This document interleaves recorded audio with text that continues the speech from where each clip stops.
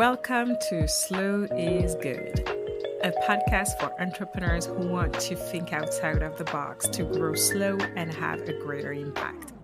In this podcast, we'll talk everything business, but most importantly, we'll talk slow business, digital strategies, creativity, some Franglish, and a load of human touch. I'm Geraldine Juppé. I'm a slowpreneur, ex-startup founder. I'll be your host. I'll share ideas, strategies, and more with joy and slowliness. Enjoy the listen. Hello there. Before tuning in this next episode of Slow is Good podcast, I wanted to extend an invitation to Blossoming events. Blossoming events are new networking events, monthly commitment, monthly invitation for you to connect, to impact, to learn, to, find new ways of networking, celebrate, and ask for help. So we have teamed up with Rebecca Obando. She is the founder of Hey It's Reb, a branding and social media firm. If you are interested in expanding your views, asking for questions and support, and also designing the perfect conscious content roadmap for your business, please join us next Thursday from 10:30 Eastern Time to 1:30 Eastern Time. The good thing with Blossoming events is that there can be online and also in person. So if you are in Montreal, feel free to tune in and come and join us. And if you are outside of Montreal, you can still connect and you can still come and network, and you can do that remotely. All right then, you can find all the details at geraldinejp.com. All right then, enjoy the episode. Hello everyone, welcome to another episode of Slow is Good. Today I am beyond excited simply because I have a beautiful, amazing guest, a writer, a journalist, a coach as well, a pioneer in the slowness world. Welcome, Carl. Welcome, Carl Honoré. Thank you for being on Slow is Good. Thank you very much. I'm thrilled to be here. Well, I have to start with the fact that I was introduced to your work by a friend. I started to dive into all your writings and your work within the praise of slow, in French, l'éloge de la lenteur. And it was 3 years and a half ago by a friend. And this is where I was actually diving into slowpreneurship and the importance actually to slow down.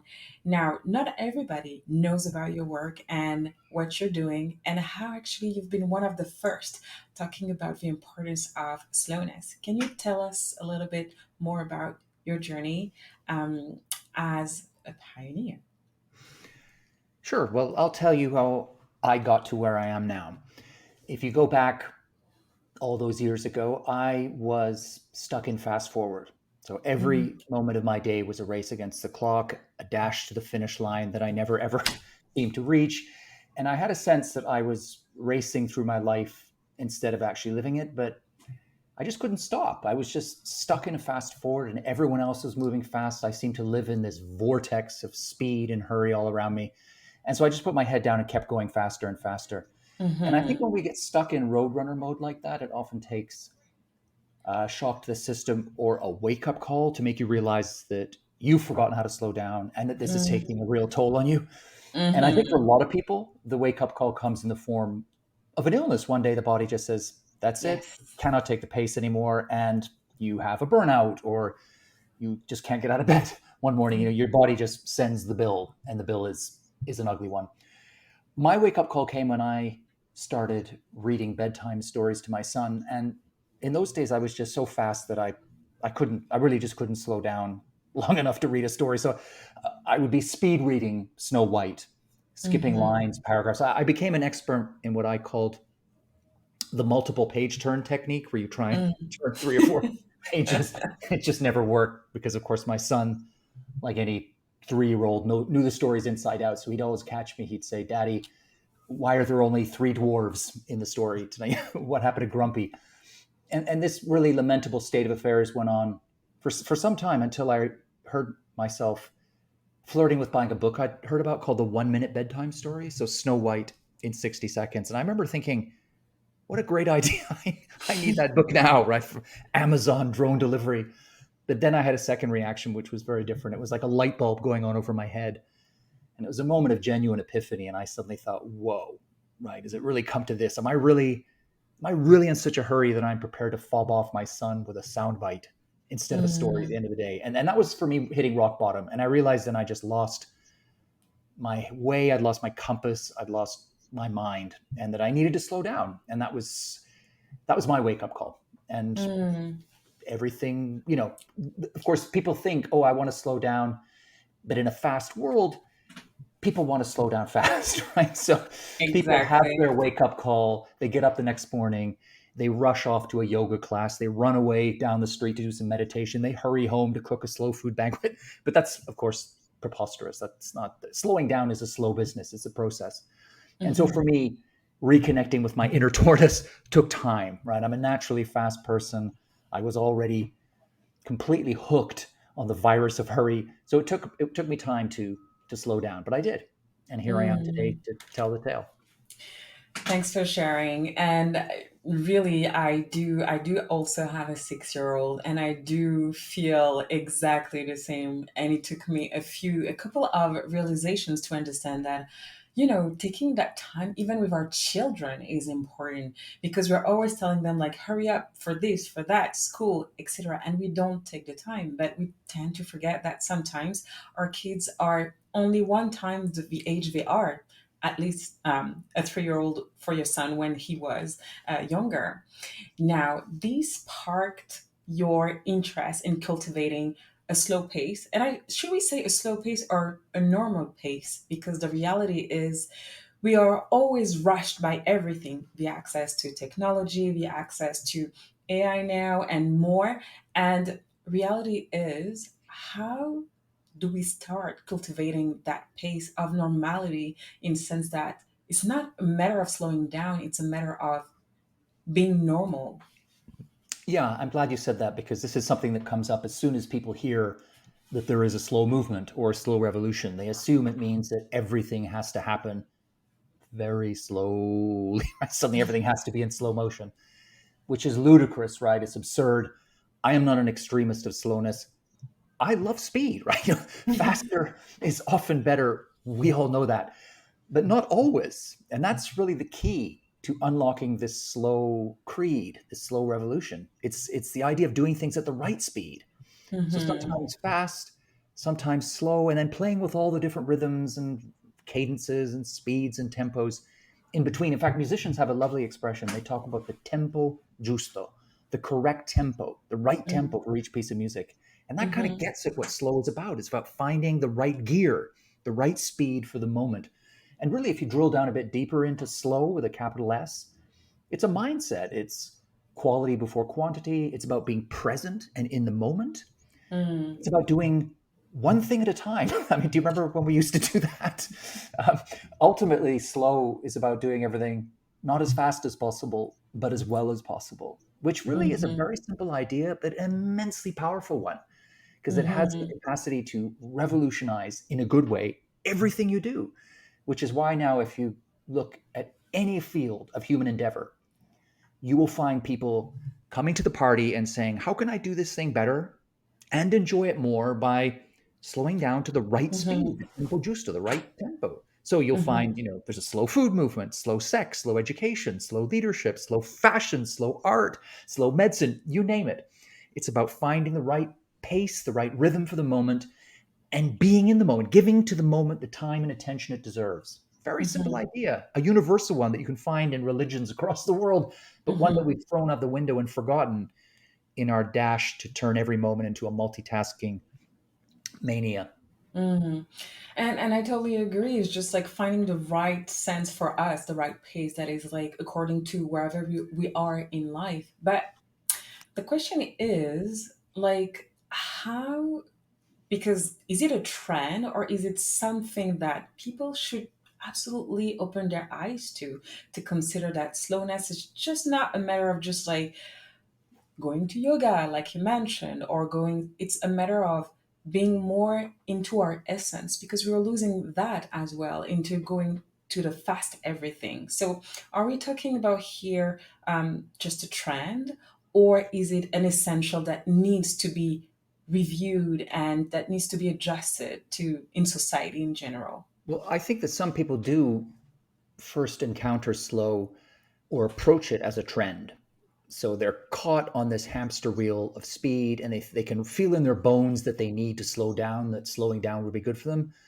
But they approach it with a fast spirit. So they think, okay, I'm going to download a 2 minute meditation app, or I'm going to do some speed yoga, right? And they're just bolting on to their fast life a little bit of slow. It's like Mhm. hanging a slow bauble on a fast Christmas tree.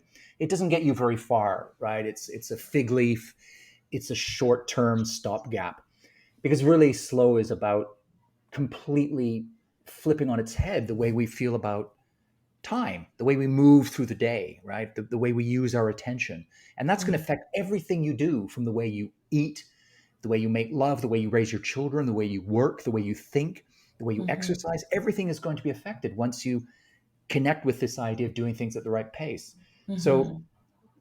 you know, as an optimist, I tend to believe, and I do see examples of it, that people often start off thinking, okay, I'm going to approach this as a little trend, a little fashion thing. I'm going to do it, Sunday mornings, I'm going to have a little bit of slow, and that'll make the rest of my very fast life okay. And then once they realize that that isn't enough, that little morning dose of slowness on Sunday begins to expand. And suddenly they're Mhm. doing something a bit slower later on Sunday, maybe Saturday night. And then before you know it, they've embraced slow across their lives. So it's almost like people can start off approaching it with the wrong spirit, which is to regard slow as just one more consumer bolt on. But I do think it often, even if you do come to it in that way, often it ends up acting as a gateway drug. So you have a little bit of slow and you think, whoa, this is good. Mhm. Right? This is me, right? I'm finding my place to stand in the Mhm. world. I'm in harmony. I'm in tune with myself. I am soaring here on Mhm. silver wings, and I want more of it. So you tend to find that Mhm. people start with a little step and they go from there. And then, from a business perspective, because we are also suffering that race to everything fast, more money, more this, more that. Like, how does like slowpreneurship, for example, could make sense in order to review more intentional practices amongst the professional space? Well, we sacrifice so many things on the altar of speed in our private lives, but in our working lives as well. So let's start with health, right? If you're Yeah. stuck in fast forward, you are heading for a physical and mental burnout. I mean, that's just a fact. The stats are there, the anecdotes there. We all know it. We can probably all feel it, right? That we are not getting Mhm. enough rest. Human beings need enough time to get off the clock, to recharge, to sleep, to have moments of quiet, of peace, of reflection, of serenity. Mhm. Just getting simply enough hours of sleep every night, right, in order to get up the next day and be the best version of yourself. So slowing down is going to help you on that front. Slowing down, of course, is the key. It's the engine of communication. You cannot communicate with other people. You can't listen. You can't Mhm. hear. You can't inspire. You can't empathize. You can't feel other people if you're not slowing down. You can't just tick a box or squeeze in a bit of communication while you're doing four other things at the same time. It doesn't work that way, right? You cannot forge strong team spirit in a company by downloading it from Amazon, right? Yeah. Just in the same ways you can't make someone fall in love with you next week because you want to get married in June. It doesn't work Mhm. that way. These things have a natural arc, they have a natural pace and rhythm. They take time, right? So the modern workplace, so much of it rests on, and entrepreneurship maybe especially rests on good communication. And Mhm. pillar of good communication is slowness, right? That's how you communicate with yourself through reflection, but with other people as well. Also, we know that there's an intimate bond between slowness and creativity. Mhm. The greatest thinkers in the arts, business, science have always understood that you have to slow down, let the mind wander, move away from the coal face, have times when you shift into a lower gear in order to get the creative juices flowing. And that's why, if you ask people anywhere in the world, any workplace you want to name, you say to people, when do your best ideas usually come to you? No one anywhere will ever say they come to me when I'm juggling 45 emails or racing to meet a deadline with the boss breathing down my neck. Of They will course. say, well, you know what the number one answer people give you to that question? It's in the shower, right? Yeah. Or walking the dog or swinging in a hammock on vacation. They come in those slow moments, right? Mhm. So that's, those are some of the gains.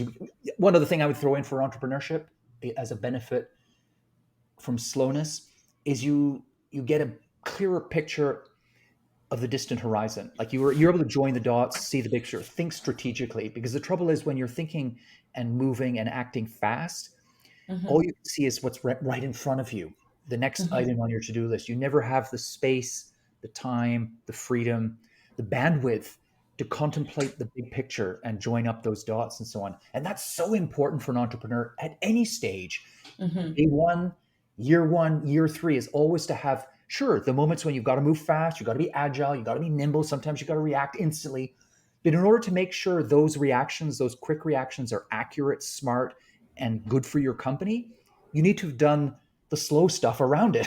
You need to have taken Mhm. time just to walk in the park and look at the sky and think about where you want to be in 5 years, or you know ponder and mull over a conversation you had with a colleague or a mentor and just let that idea sit with you. Be Mhm. uncomfortable with uncertainty. All that stuff takes time, and you need the two Mhm. things. You need the fast action, the fast reactions, but in order to sharpen and hone and get good reactions, you need reflection. You need reaction, Mhm. reflection. You need fast and slow. You need yin and yang. Right? That's what this is all about ultimately. Yeah, ultimately, like you said, literally, we need that balance. And I think sometimes, myself coming from the tech space, like where we praise the more, going fast, fast, fast, then we tend to burn a lot of things. Well, all the good decisions are needs like, that effort of focus and concentration. And I totally agree with what you just shared. Now, I know you're a polyglot and you're also traveling the world as a speaker and as a teacher as well. What are the common trait that you've seen across the globe when it comes to slowness? The common traits, the way people do it, do you mean? Or Mm-hmm. Yes. I think that people start, usually when it comes to slowing down a fast life, people tend to start away from work, right? Because it's harder when you're at the office, the pressure, the money, the competition.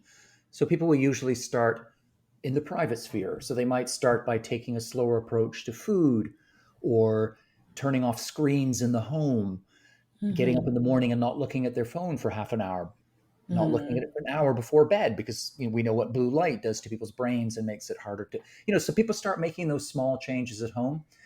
And then once they get a bit of a taste for slow and see that it works, then they start getting more confident and go into the workplace and testing things out. And I always say to people, this is a common piece of advice across all cultures, is you don't have to slow down all in, right? It's not an all or nothing, do it by tomorrow scenario.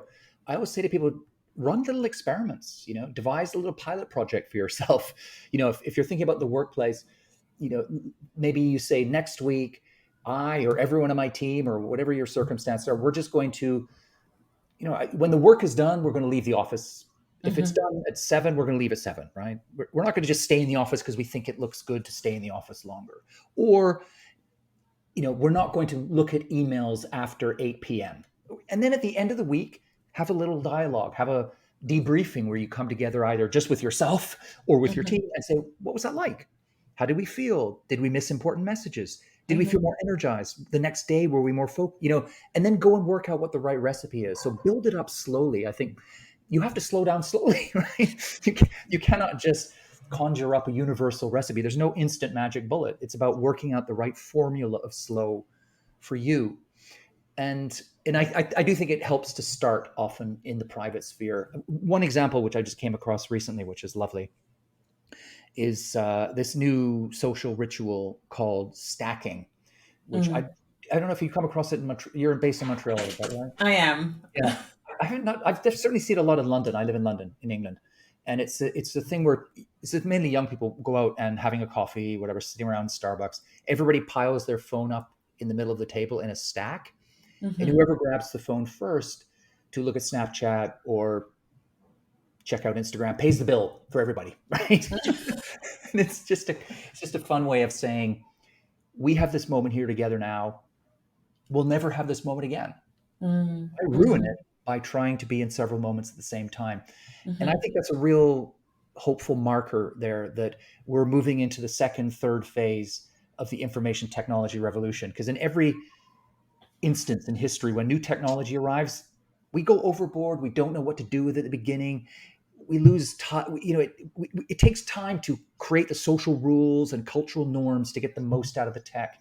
And I think we're Mm-hmm. now getting to that phase where people are saying now, okay, iPhone, love it. Social media, fantastic. MacBook, couldn't live with that. But there are times when it makes sense to switch out of the speed of software and move into the speed of human beings, to get into a more natural rhythm, to be quiet, Mm-hmm.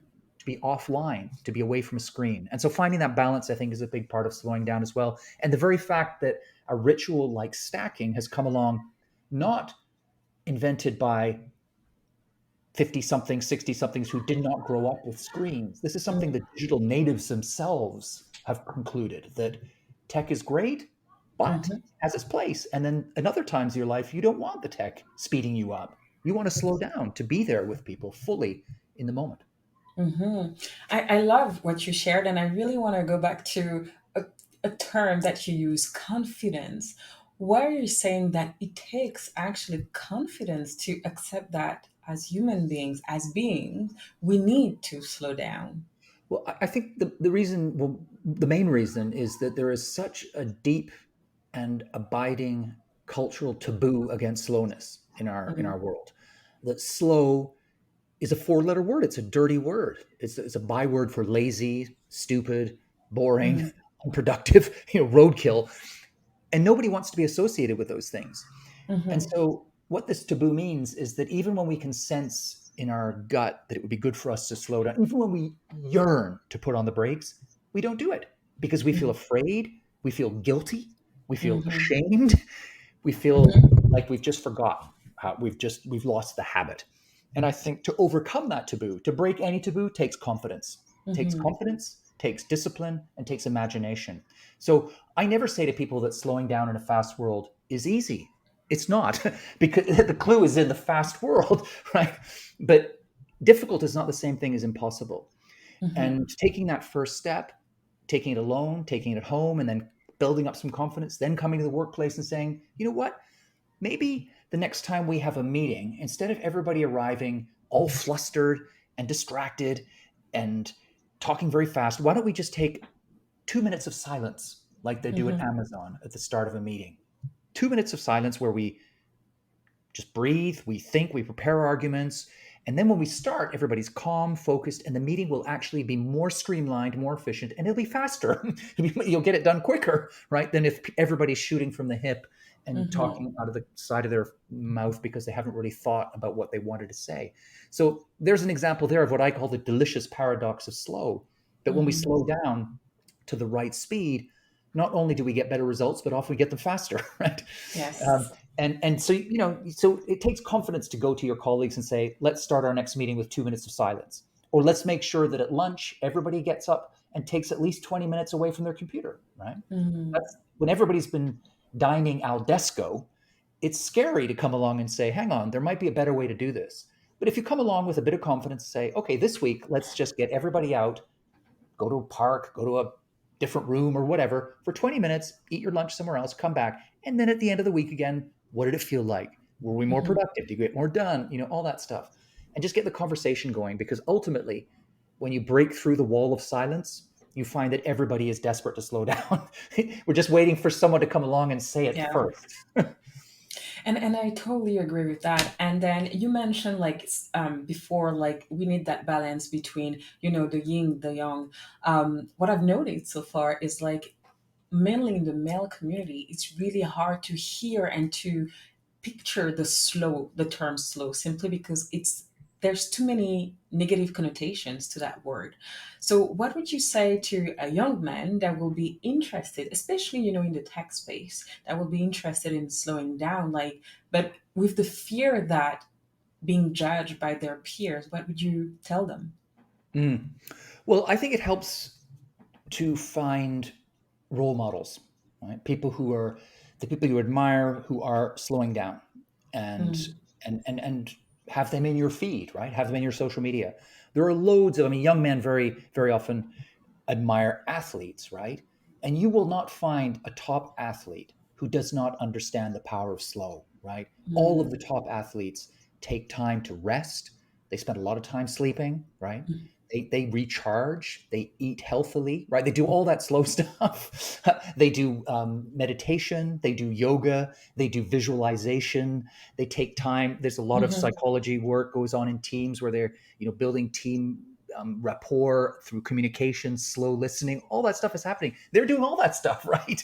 And these are the kind of guys that a lot of young men would look up to. So I think it helps if someone that you admire and have a poster of on your wall is also embracing slow. So that's one way to break through some of that fear, that because there's a lot of machismo, let's be honest. I think often it's easier Mhm. psychologically in some ways. It's harder in other ways for women to slow down because of the way, let's call it, the patriarchy works, and women do a double shift and they've got a lot more stuff to do at home. So in many ways it's harder for women to slow down, but in other ways it's easier because I think there's a machismo attached to speed.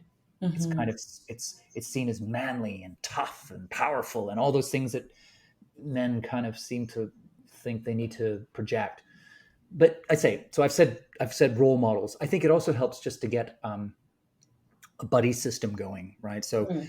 rather than trying to slow down on your own, find someone in your, like a friend or a colleague, someone in your social network who wants to slow down as well, and just do it together. It's so much easier to challenge a taboo as a group or a pair than it is to do it on your own. Yes, absolutely. And I mean, the reason why I'm asking that question is also because in the slowpreneurial world, more specifically, we tend to see more women, and it feels like, using, like you said, like slow feels like a bad word. And I think we tend as a community, male, female, all together, to slow down as a group, to have a better picture and a better impact as well on many ways. Could be business, could be relationships as well, could be deeper connections as well, because we are also in that era of fast-paced like relationship, fast-paced connections. Mhm. Of course, social media supports that. All the technology that we are using are supporting that. But I think, as you mentioned, that beautiful example of these young kids trying to stack their phone and having meaningful and powerful connections is also important. Now, you've been diving into important work when it comes to aging, and I'm coming from Cameroon as well. I was born and raised in Paris, but my parents are from Cameroon too. And in my lineage, the power of ancestral, sharing lessons is really important. Now, we've seen in, where I'm living here in Montreal, the connections with age is complicated. The connections to, more mature community is more and more complicated as well. When it comes to your work now, the power of aging, how would you share with the rest of our community here how important it is actually for the future of the next generation? Well, my work against slow has been based on taking on the cult of speed. This new work that I'm doing is based on taking on the cult of youth, right? Now, we live in a society that glorifies, venerates, and worships youth, where aging is seen as a disease or a form of failure or a curse or a punishment, right? That where being older can mean being written off everywhere from the bedroom to the boardroom, right? Mm-hmm. Which makes, when you think about it, no sense at all. Why? Well, Mm-hmm. one reason is that we've gone through a longevity revolution. We're living longer and we're living better for longer than ever before. Mm-hmm. At the same time, have we ever felt worse about growing older? Right? I mean, just the very idea of growing older elicits fear, guilt, shame, disgust, and a whole lot of denial. Right? Mm-hmm. If you go on Google and and and write the question "I lie about my," the number one answer that comes up is not my age. It's not my income or my height or my weight or even how much porn I watch. Right? It's my age, and because ageism, right, the discrimination base, is it's just hardwired into our culture. We're marinated in it. Mm. And it harms all of us. So this is the thing that I found most alarming when I began researching the cult of youth and ageism, discrimination based on age and so on, is that the way you feel about aging affects you the way you age. So let me put Mm. that another way. If you buy into the cult of youth and you believe that aging is a downward spiral, then you're increasing the chances that it will be, right? So you're more likely to suffer from cognitive and physical decline, to get dementia, or even to die younger, up to 7.5 years younger, shaving 7.5 years of your life off by Mm. buying into the cult of youth, right? So ageism, or playing with the cult of youth, is the ultimate act of self-harm. So it's bad for all of us at that very personal level, because Mhm. believing we're going to age badly means we age badly. But on the societal level, it also means that we're throwing the baby out with the bathwater, right? We're all of Yeah. these people in the second half of life who are immensely knowledgeable, creative, because of course Mm. creativity doesn't, okay, these are all these myths about aging, right? That creativity belongs to the young. Older people are less productive. Older people, not true. I mean, productivity actually goes up with age in jobs that rely Mhm. on social acumen, as more and more do, because social skills improve with age. Creativity can hold up all the way through our lives in two forms of creativity. Mhm. Creativity, and sometimes depends on two things that only aging can confer: time and experience. So there Mhm. are so many things that we can bring to the table in the workplace in the second half of our lives: knowledge, wisdom, also a kind of altruism that kicks in, a desire to give back and be of service that comes upon us in the second half of our lives. All that stuff makes older workers gold, right? This huge reservoir of untapped Mm. talent, ability, willingness to help, enthusiasm, get up and go, waiting for us out there. And what do? We just shut the door on it because we've bought Mm. into this idea that the first gray hair, the first wrinkle, the first slight twinge in our lower back means it's time to put you out to pasture. You're over the hill. You're the wrong side of 40. But the truth is, there is no wrong side of 40. Mhm. There's only the side you're on and what you choose to make of it. So my view is that aging is, well, it's a privilege, right? It's much better than the alternative for a start. But it also, if we do it right with the right spirit, if we embrace it as an adventure, then on an individual level, it will be just that. It can be an adventure. But on a societal level, it means that this aging population stops looking like a burden and starts looking like an opportunity for all of Yeah. us. Mhm. And you know what I find very interesting in all your work, talking about, that sense of slow, but also the matter of ageism, it's that notion of time. Hmm. What is it that you find so interesting? Because if I look at all the pieces of your work, there's that questions and why time is so like a really pure questions that most humans have. Like, do you have enough time for this? Do you have enough time for my life, for growing even and more? Yeah, it's true that seems to be a leitmotif of my work. I guess, I mean, I've always found the idea of time fascinating. It's such a elusive and slippery concept. I mean, it was was it Saint Augustine said, what is time? Okay, what was the quote? Something, I know what it is, but I can't tell you, something along those lines. Philosophers have been grappling with what time means for, since time immemorial, and yet it affects everything we do. It's a factor in every single thing. How much time you give to something says so much about how you value it. Mhm. We our lives are measured out in time. Mhm.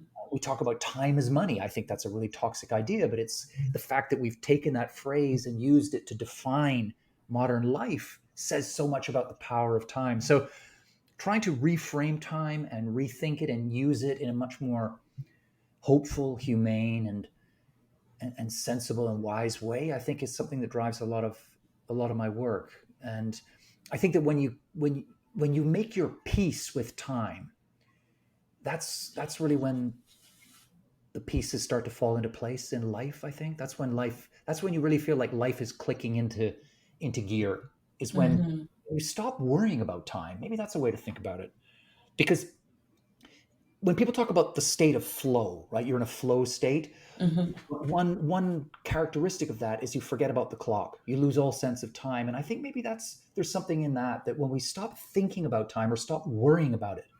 So that means we stop looking at the clock at work, or we stop worrying about how old we are. We stop worrying and fretting about time. Mm-hmm. That's a sign that we're actually living well, maybe. I love what you're sharing about the flow, because I think it's something that I see coming like all over the internet, coming back quite often, finding the right flow for each human beings that on Earth. Now, what would be the wisdom that you got actually from finding your own flow over the last couple of years? I th- that's a good question. I suppose I would say, and I'm going to use something to do with time here to answer that question. I think, and this is a motto I have for sports, but I think it applies across life, and it's the idea that you always have less time than you think, and you always have more time than you think at the same time. And there's a tension and a paradox there, but I think it kind of gets at what the kind of messy, exciting, thrilling business of life. It comes down to that paradox of time. I love that. Well, where can we find about your work, to discover your books, to discover your writings, and also your talks, because you are doing a lot of talks around the world? Yeah. Well, I'm very easy to find. You can find me in one place. So it's Carl, it's just my name, no punctuation, carlhonoré.info. And there you will find everything, books, audio, way more than you would ever want to know about me and my work in one place right there, carlhonoré.info. One more question. Would you share maybe live a question that you will have for the next guest? A question for the next guest. All right.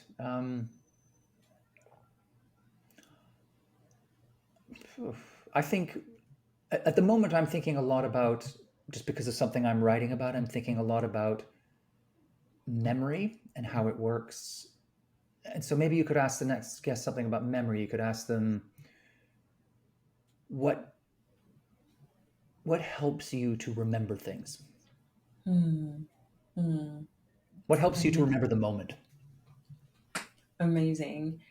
Thank you for being with me today. It's been an honor to have that brilliant conversation on, anything slow, ageism, and having, the power to expose your work to the rest of my community.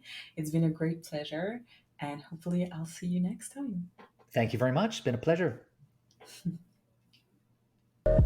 Thank you for listening to the last episode of Slow is Good.